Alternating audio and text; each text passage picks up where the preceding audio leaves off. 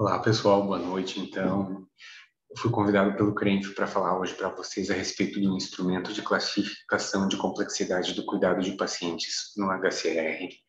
Meu nome, eu gostaria de começar me apresentando, então, meu nome é João Samuel, eu sou enfermeiro, atualmente trabalho aqui no Hospital Cristo Redentor, na supervisão noturna da Noite 2. Sou graduado pela Unigia, uma universidade no noroeste do estado, bastante conceituada no noroeste do estado, inclusive é referência para aquela região.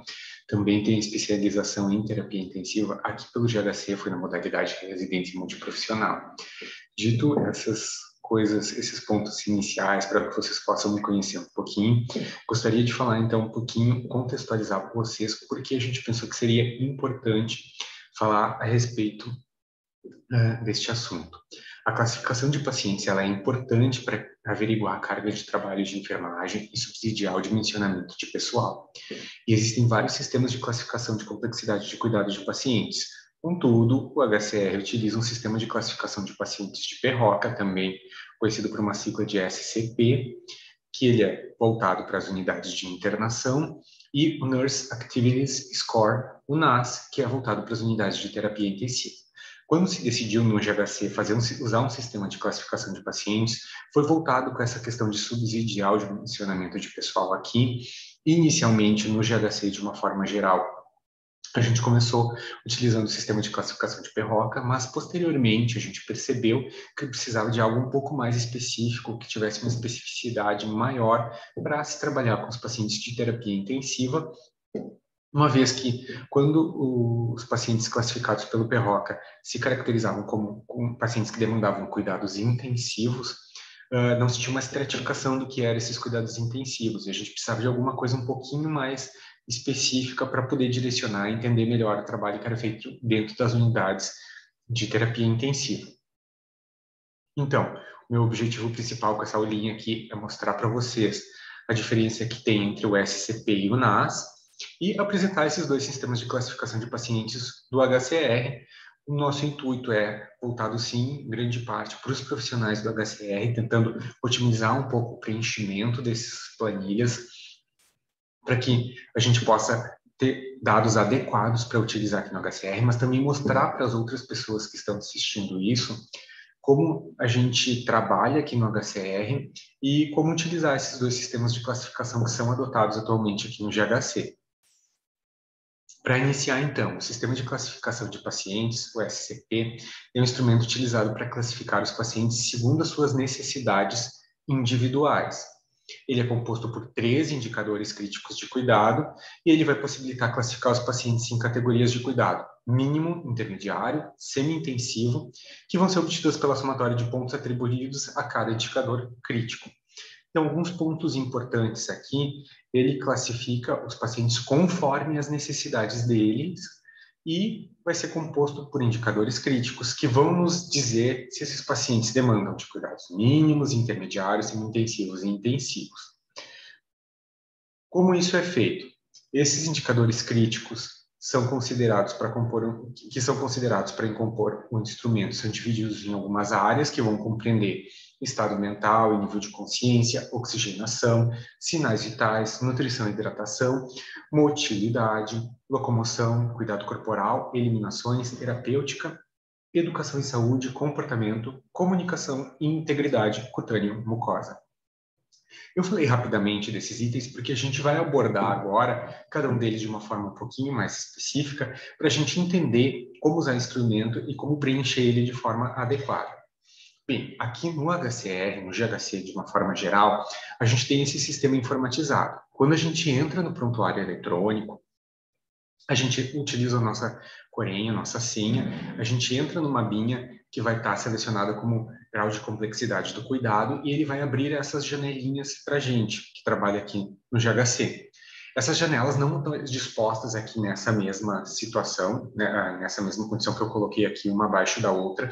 Na verdade, abre uma janela, quando a gente preenche o item, ele passa ali para a próxima questão e muda. Então, primeiramente, eu vou preencher somente a janelinha de estado mental e nível de consciência, depois eu passo para oxigenação e assim por diante. Cada um desses itens vão ter 5 alternativas. As alternativas superiores vão considerar uma pontuação menor, enquanto as alternativas inferiores vão considerar uma pontuação maior. Isso vai definir o nível de complexidade que aquele paciente se encontra. Então, no estado mental e consciência, é uma coisa mais simples. A gente vai marcar aquele item. O primeiro, se ele está orientado no tempo e no espaço. O segundo, se ele está orientado no tempo e no espaço, mas tem dificuldade de seguir instruções. O terceiro, se ele tem períodos de desorientação no tempo e no espaço. Quarto, se ele está desorientado no tempo e espaço. E o quinto, se ele é inconsciente ou não tem resposta verbal. Esse item é tranquilo, temos muitas dificuldades para entender ele. Posteriormente, nós temos o item oxigenação. Vai se marcar o primeiro, quando não requer oxigenoterapia. O segundo, quando ele requer uso intermitente ou contínuo de oxigênio, mas não tem necessidade de desobstruir vias aéreas. O terceiro, quando tem a necessidade de desobstruir as vias aéreas, é aquele paciente que é um pouquinho mais hipersecretivo, que a gente tem que chegar lá, uma aspiração. Posteriormente, a gente passa para aquele que tem uso de oxigênio e uma via aérea artificial, seja ela por tubo ou tracostomia. E, por último, aquele que requer ventilação mecânica, o que é um pouco mais incomum aqui no Cristo, porque a gente não tem pacientes que requerem ventilação mecânica nas unidades de internação. Esse é um instrumento que é utilizado preferencialmente nas unidades de internação. Posteriormente, nós temos os sinais vitais, o intervalo que se necessita aferir esses sinais vitais. A gente tem no primeiro item de 6 a 8 horas, posteriormente 4, 2, menores que 2, ou monitorização contínua. É um intervalo menor que 2 horas, que tem necessidade de alguma monitorização contínua mesmo. No HCR, como isso acontece? A nossa rotina é verificar sinais vitais de 6 em 6 horas. Quando a gente tem alguma alteração de sinal vital, a gente medica e verifica novamente. Então, esse intervalo já se reduziu. Se a gente medicou, o paciente melhorou, a gente verificou, ele estabilizou, geralmente se mantém a frequência de rotina posteriormente a isso. Nesse momento é que a gente marca 4 horas. Agora, se a gente medicou, ele continua com alterações de sinais vitais, a gente vai frequentemente verificando novamente para ver como ele está respondendo a isso, a gente vai baixando o item que tem que ser marcado ali. E o último item vai ser aquele paciente que geralmente a gente deixa monitorizado, mesmo no andar. A gente se enquadra no último item. Passando agora para o item número 4, nutrição e hidratação. Tem alguns itens do 4 até o 6 ou 8, se eu não me engano, que eu vou inverter um pouquinho a forma que a gente fala a respeito deles. Eu vou começar do fim para o começo, para entender um pouquinho a lógica, como eles funcionam. São todos itens que falam a respeito de auxílio, orientação, supervisão e encorajamento. Para ficar mais tranquilo de entender como isso ocorre, vou começar agora nesses itens falando de baixo para cima, ok? Nutrição e hidratação. A última alternativa que nós temos. Ele requer assistência efetiva da enfermagem para manipulação de catéteres periféricos ou centrais para nutrição e hidratação. Então, neste item, toda vez que tem uma assistência de enfermagem efetiva que a gente precisa fazer e vai estar envolvendo catéteres para mensurar, a gente vai tratar ele como o item número 5. Então, basicamente, o que vai ser? NPT. NPT, utilizamos o item número 5. O item número 4 ali, a quarta alternativa, desculpa. Alternativa número 5 do item número 4. A quarta alternativa requer auxílio da enfermagem na nutrição e hidratação oral ou assistência de enfermagem na alimentação por sonda. Então, quando a gente tem que... Ele tem uma medicação VO, mas ele tem uma possibilidade por alguma razão e nós temos que ir lá dar essa medicação VO, essa dieta VO para eles. Ou se a gente tem que manipular a sonda nasogástrica ou o ostoma, a gente entra nesse item. Requer orientação e supervisão da enfermagem ao acompanhante para o auxílio na nutrição e hidratação oral. Aqui que entra um pouco das nuances que a gente não consegue ter muito clareza quando está preenchendo. O que acontece? Quando o paciente está com alguma dificuldade de deglutir, ele tem alguma orientação específica em relação à dieta, a fono deixou alguma orientação específica em relação à dieta, o que nós temos que fazer? Nós, na enfermagem, vamos lá, a gente orienta o paciente como é que tem que ser essa questão da dieta, a gente orienta o familiar para ver como é que tem que ser essa administração de dieta. Muitas vezes pode ser água espessada, uma dieta pastosa, tem que se observar como o paciente está deglutindo. Então, a gente orienta eles, vai lá, explica, vê como eles estão fazendo. Quando isso ocorre, a gente marca essa alternativa que está na terceira posição.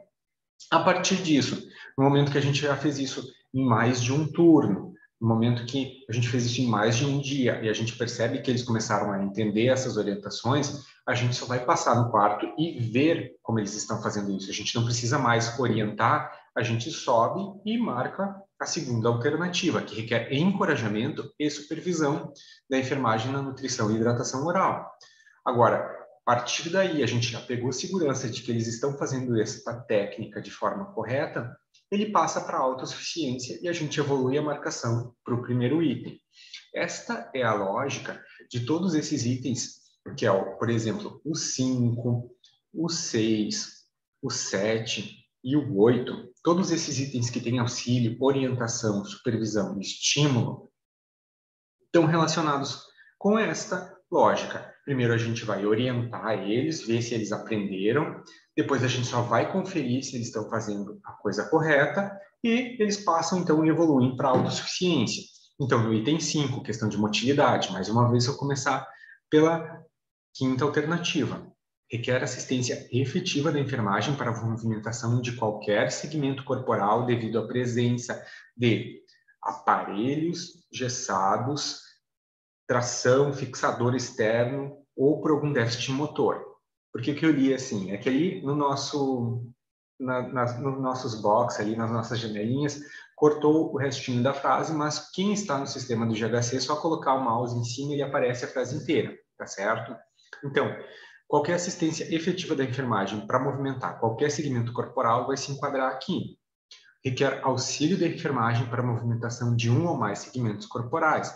Então, a enfermagem tem que fazer aquilo por eles,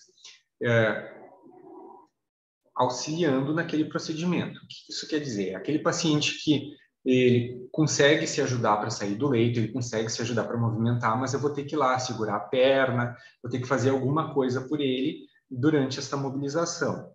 No item acima, orientação e supervisão da enfermagem ao acompanhante para o auxílio na movimentação de um ou mais segmentos corporais. Então, eu vou lá, muitas vezes o paciente que está com uma tala ou que ele tem um fixador e ele precisa se movimentar no leito, eu primeiro vou lá, vou falar as técnicas corretas de mobilização para ele, vou orientar como ele pode apoiar a perna, o que ele pode e não pode fazer, vou ver como ele se movimenta.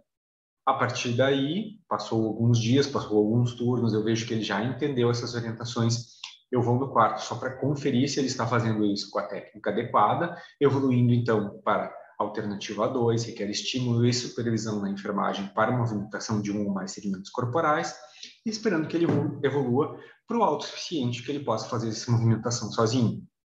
Locomoção, a mesma coisa, começando pela quinta alternativa. Requer assistência efetiva da enfermagem para a locomoção devido à restrição no leito. É aquele paciente que não pode sair do leito, a gente vai ter que fazer a mobilização de decúbito nele. Acima, o item acima, requer auxílio da enfermagem no uso de artefatos para deambulação. É aquele paciente que está com um andador, que tem uma bengala, que tem uma muleta, que ele consegue se deambular, mas a gente vai lá, vai observar, vai ajudar ele a sair, pegar no andador, colocar na muleta, ver se ele tem uma segurança, ele tem firmeza para fazer aquilo, não corre um risco de queda. Marcamos esse item. O item acima requer orientação e supervisão da enfermagem ao acompanhante para o auxílio no uso de artefatos, que podem ser órteses, próteses, muletas, bengalas, cadeiras de rodas, andadores, uma série de artefatos para deambulação. Que passamos pela mesma questão de encorajamento e supervisão para deambulação, conforme ele vai aprendendo esses movimentos, passando para a autossuficiência após disso. Cuidado corporal, mesma coisa. Passamos, então, no último item, que era assistência efetiva de enfermagem para cuidado corporal e medidas de conforto devido à restrição no leito, paciente que é completamente dependente, em que a gente vai fazer a higiene corporal no leito para ele, aquele que requer auxílio da enfermagem na higiene oral, íntima, banho de chuveiro ou medidas de conforto, o que tem condições de se lavar sozinho, mas a gente precisa auxiliar, precisa colocar ele na cadeira, precisa levar ele até o banheiro, ficar de olho nele enquanto ele está fazendo isso. O item acima, orientação e supervisão da enfermagem ou ao acompanhante para qualquer um desses itens. Então, é quando a gente vai ensinar o acompanhante a fazer aquilo pelo paciente, vai ficar de olho para ver se o acompanhante ou mesmo o próprio paciente está fazendo isso de forma correta. Quando a gente passa para a supervisão na realização todo esse processo de higiene e conforto, marca o segundo, esperando que ele evolua em algum momento para a autossuficiência. E daí marcamos o primeiro. Temos ainda o item 8, parte da mesma lógica, que a última alternativa ele requer assistência efetiva da enfermagem para manipulação e controle de catéteres, denos, dispositivos de incontinência urinária, fraldas, absorventes, outros controles de eliminações, ou mesmo controles por estomas. Então, qualquer manipulação de catéter e dispositivo, a gente põe ali. Aqui entra a sonda vesical de Demore e entra o UriPen também. O UriPen é um dispositivo para incontinência urinária. Então, marcamos no último.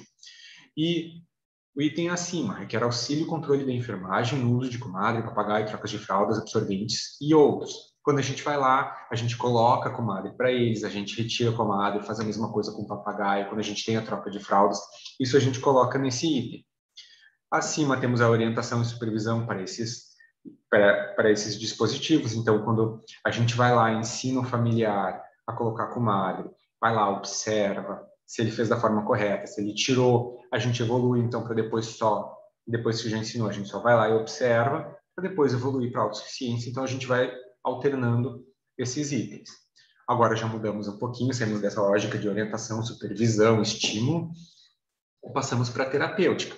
Primeiro item, tranquilo também, medicações VO, intradérmica, subcutânea ou intramuscular. Marcamos o primeiro item.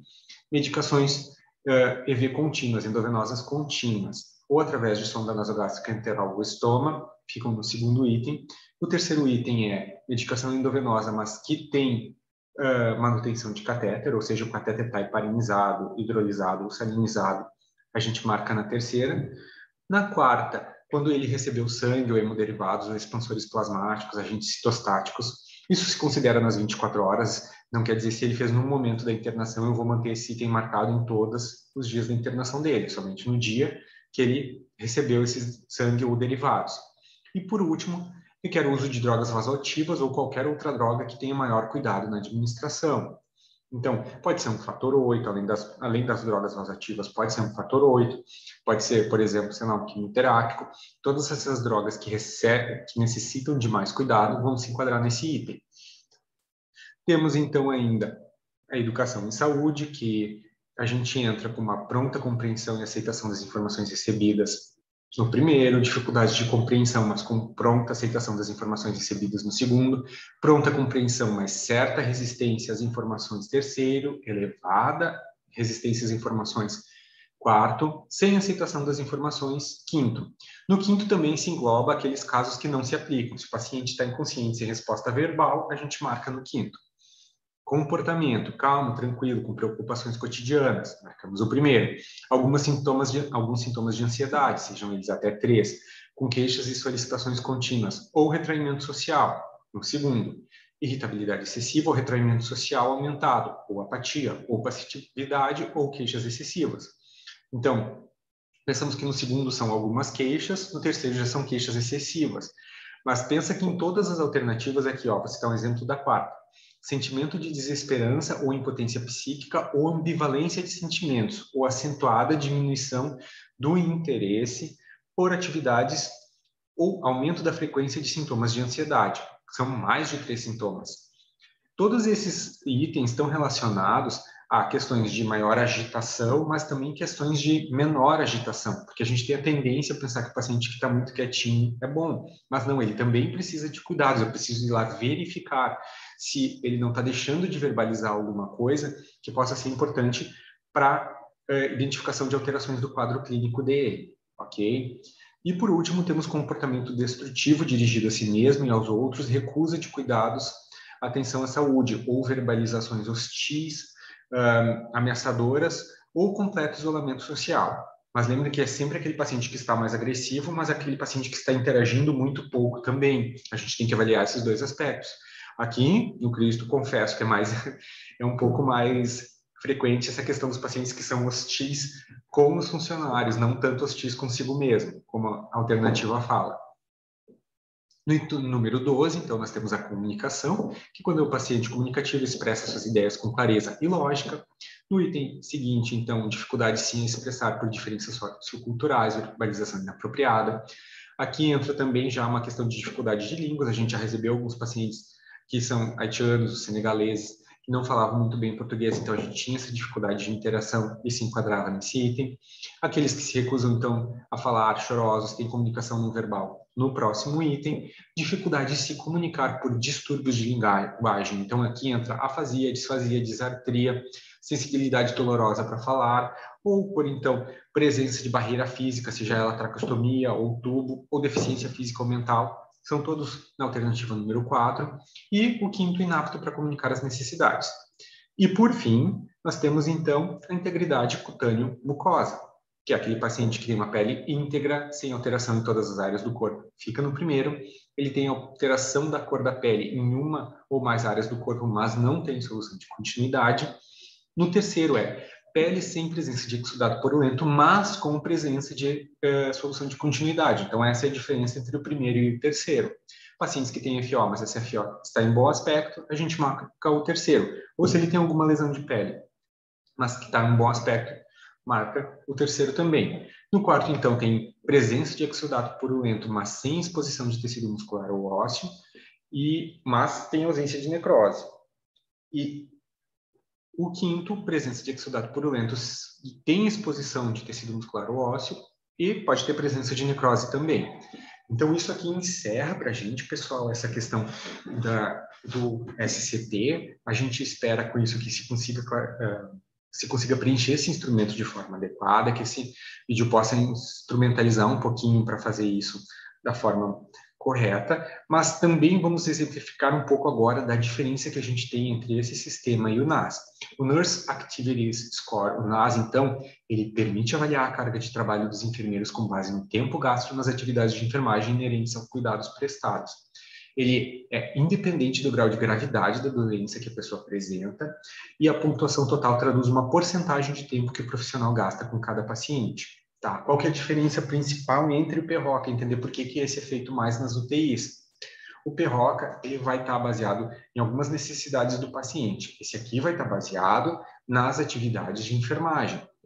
O PROCA ele vai me classificar o paciente em grupos, como cuidados mínimos, intermediários, semi-intensivos e intensivos. Aqui não. No NAS, a gente obtém uma pontuação, mas essa pontuação vai corresponder ao tempo que o profissional de enfermagem gasta em cima daquele paciente. O que isso se traduz? Se eu tenho uma pontuação de 35, por exemplo, isso quer dizer que esse profissional vai utilizar 35% do tempo dele em cima deste único paciente. Se eu tenho uma pontuação de 90, isso quer dizer que durante o turno de trabalho dele, o profissional vai usar 90% do tempo dele em cima deste único paciente. Isso ajuda a gente a dimensionar e ver como é que a gente vai fazer a distribuição dos profissionais para atender cada um dos pacientes. Ele tem 7 grandes categorias que vão englobar essas áreas: atividades básicas, suporte ventilatório, cardiovascular, renal, neurológico, metabólico, intervenções específicas, monitorização e controle, procedimentos de higiene, mobilização e posicionamento, suporte e cuidado aos familiares e pacientes e tarefas administrativas e gerenciais. Então, nosso sistema se classifica assim, ele se apresenta, de uma forma um pouquinho diferente, ele não vai apresentar janelinhas com cada uma das situações como o PROCA, ele é só uma janela com uma barra de correr aqui do lado, ó, que a gente vai baixando e vai preenchendo tudo, e no fim a gente salva. Então, ele vai estar agrupados, então eu não vou abordar item por item, assim, vou abordar de uma forma mais geral para não estender demais a apresentação, mas gostaria de enfatizar algumas coisas. Os itens, quando eles são divididos com números e letras, quer dizer que eu só posso marcar uma dessas alternativas. Quando são números diferentes, eu posso marcar os itens na mesma, 2 itens juntos, assim. Por que isso é interessante dizer? Por exemplo, monitorização e controles, a gente passa do 1A, 1B e 1C. Eu só posso marcar uma dessas alternativas. A mesma coisa no procedimentos de higiene. 4A, 4B, 4C. Só posso marcar uma dessas alternativas. Mas quando a gente entra, por exemplo, aqui em suporte ventilatório, como a gente tem o 9, 10 e o 11, eu posso marcar as 3 ao mesmo tempo. Eu não preciso escolher uma delas para marcar, porque a numeração se encontra diferente. Entenderam? Então, partindo, partindo desse conhecimento, a gente pode pensar aqui, então, só entender um pouquinho algumas nuances que eu acho importante ressaltar. Para quem é profissional, que é funcionário aqui do GHC, todos esses itens de interrogação, quando a gente posiciona o mouse, a ponteirinha, o setinho do mouse em cima, ele nos dá uma descrição do que esse item está querendo dizer, de uma forma bem mais detalhada. Então, quem tem alguma dúvida sobre o item, é só posicionar ali em cima, tá certo? Mas, de uma forma geral, que eu gostaria de ressaltar para todo mundo, é que esses itens que têm subdivisão entre A, B e C, eles se colocam, o primeiro, como algo que está dentro da rotina. Então, se eu verifiquei a frequência da verificação de sinais vitais, o cálculo e o registro de balanço hídricos, ele está dentro da rotina, eu marco o primeiro item. Quando é algo que vai além da rotina, que vai além do normal, geralmente eu marco o segundo item. Quando é algo que vai muito além do normal, eu marco o terceiro item. Mas sempre atentando que a gente tem que olhar para esse. Ele tem umas dicas de tempo aqui, ó, como por exemplo, observação contínua ativa por 2 horas ou mais. No item 1C, observação contínua ou ativa por 4 horas ou mais. Então, eu também tenho que levar isso em consideração quando estou preenchendo ou quando eu vou assinalar esse item, tá certo? Investigações laboratoriais, gostaria de ressaltar aqui. Aqui se engloba as investigações laboratoriais que são feitas pela enfermagem da unidade. Então, HGT entra, glicosúria entra, gasometria entra, mas se são aquelas coletas de rotina que o funcionário do laboratório vem e coleta, essas não entram para esse item. Então, se é um paciente que está próximo da alta, que ele só tem aquelas coletas de rotina, não tem mais nem HGT prescrito, não se marca esse item. Mas, se tem HGT ou se tem qualquer exame ou coleta de exame que é feito pelos profissionais da UTI, se marca esse item. Medicações, exceto drogas vasoativas, esse é tranquilo, é autoexplicativo também, não tem dúvidas. Os procedimentos de higiene também, o que é o normal, o que excede o normal, o que vai muito além do normal. Alguma coisa que eu gostaria de ressaltar no item 5, quando a gente fala de drenos. Engloba todos os drenos, pode ser Keppen, Rose, dreno de tórax, tubular, SWAMP, qualquer um desses drenos, exceto sonda nasogástrica, mas também é importante ressaltar que este item considera sonda vesical como um dreno. Então, se o paciente tem só sonda vesical de demora, a gente marca este item também. No item 6, mobilização e posicionamento. A gente vai marcar esses itens quando é a realização até 3 vezes em 24 horas no primeiro, e os itens B e C, reforçando que ele acrescenta a quantidade de profissionais. Então, se eu preciso de 2 profissionais para fazer a mobilização do paciente, já acrescento esse item. Ou se eu preciso de 3 profissionais ou mais, aqueles pacientes que a gente vai tirar, vai colocar na poltrona, a gente passa para o item C. Aqui na questão de suporte e cuidado aos familiares e pacientes, então também eu vou escolher um desses 2 itens, mas reforçando para a questão da hora. Se por cerca de 1 hora em algum plantão, como explicar as condições clínicas ou lidar com circunstâncias familiares difíceis, a gente marca o primeiro item. O segundo item tem que ter tido dedicação exclusiva por mais de 3 horas. Então não é só porque tem alguma situação difícil de se manejar que eu já vou automaticamente marcar o item B. Porque eu tenho que pensar se nas 24 horas algum profissional ficou exclusivamente tratando desta questão por mais de 3 horas. Então, tem que se ter parcimônia quando escolher esse item. Tarefas administrativas e gerenciais. Aqui está incluso, então, todas as coisas que estão previstas dentro da rotina no item 8A. Então, passagem de plantão, round, qualquer tipo de registro que seja feito e que está incluído na rotina e que durou o tempo que é previsto na rotina, a gente marca o A. Então, se tiver dedicação integral por cerca de 2 horas, a gente marca o B, e se tiver dedicação integral por cerca de 4 horas em algum plantão, a gente marca o C. Aqui ele dá alguns exemplos, como, por exemplo, procedimento de doação de órgãos, de morte cefálica, coisas desse tipo. Mas isso sempre é reforçando que esse item se marca quando esses procedimentos são feitos por profissionais da UTI. Quando é um hospital, alguma instituição, por exemplo, que tem que tem uma CIDOT estabelecida, que são os profissionais da CIDOT que fazem todos esses registros, a gente não inclui nesse item 8C, tá certo? Duas coisinhas que eu esqueci de falar aqui, nos procedimentos de higiene, aqui também estão incluídos os curativos, então curativos normais feitos na rotina ficam no segundo. Curativos de média complexidade, ou que precisa aquele curativo que teve algum exudato, que eu troquei fora da rotina, entra no 4B. Curativos de grande porte, como os de queimados, peritonistomias, entram no 4C também, tá? Vou passando aqui novamente. Suporte respiratório, então, agora. Esse item pode se marcar os três. No item número 9 é qualquer paciente que tem oxigênio, seja ele do catéter nasal até a ventilação mecânica. No item número 10, vias aéreas artificiais, bem autoexplicativo, se ele tem tubo, tem cânula, a gente marca esse item. O 11 é um tratamento para melhora da função pulmonar pela enfermagem. Então, o que está incluído aqui? Aspiração, terapia inalatória. Esses itens estão prescritos, a gente está tendo que fazer, a gente marca o item número 11.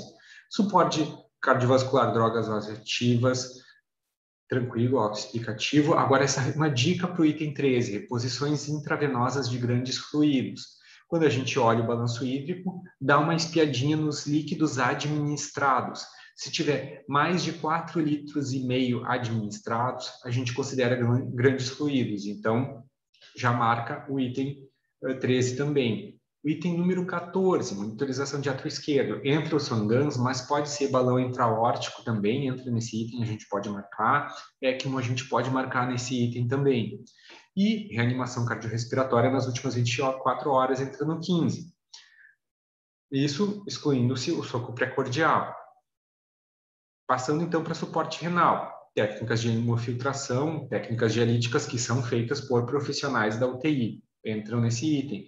Medida quantitativa de débito, seja principalmente débito urinário. Como praticamente todos os pacientes de terapia têm balanço hídrico, se considera o balanço hídrico como uma medida quantitativa de débito. Passando para suporte neurológico, temos a pressão intracraniana, então, medida de pressão intracraniana, tranquilo para entender.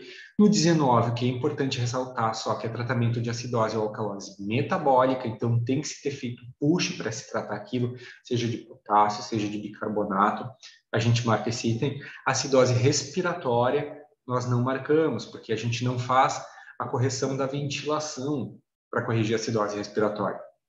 Nutrição parenteral é fácil de entender, alimentação enteral por sonda ou via gastrointestinal também é fácil de entender. E por fim, nós temos as intervenções específicas. O 22 vai tratar de intervenções específicas que são feitas dentro da UTI e o 23, intervenções específicas feitas fora da UTI. Então, intervenções fora da UTI vai ser encaminhamento para bloco, de rotina ou de urgência, tomografia, ressonância, qualquer situação de que o paciente tenha que sair da UTI, a gente marca o 23. No 22, ali já tem exemplificado algumas situações que são marcadas ali. Intubação, inserção de marca-passo, cardioversão, endoscopia, procedimentos cirúrgicos feitos dentro da UTI, lavagem gástrica, qualquer procedimento fora da rotina que é feito dentro da UTI, a gente marca ali. Mas lembrando que situações de rotina não são marcadas nesse item, ok? Então, radiografia de rotina, curativos de rotina, se é um eletrocardiograma de rotina, nada vai ser marcado neste item. Dei uma corridinha só, porque já ficou um pouquinho mais avançado no tempo, mas gostaria de agradecer, então, a visualização de vocês, desculpar por alguma coisa um pouquinho estranho, estar se experimentando nesse espaço em que a gente fala sem um interlocutor presente na nossa frente, então acho isso um pouquinho diferente. Nós estamos aqui no Cristo à disposição para ajudar quem precisar também, quem tiver mais alguma dúvida, e convidar todos a continuar assistindo a Semana de Enfermagem, prestigiando as outras palestras. Muito obrigado e boa noite, então.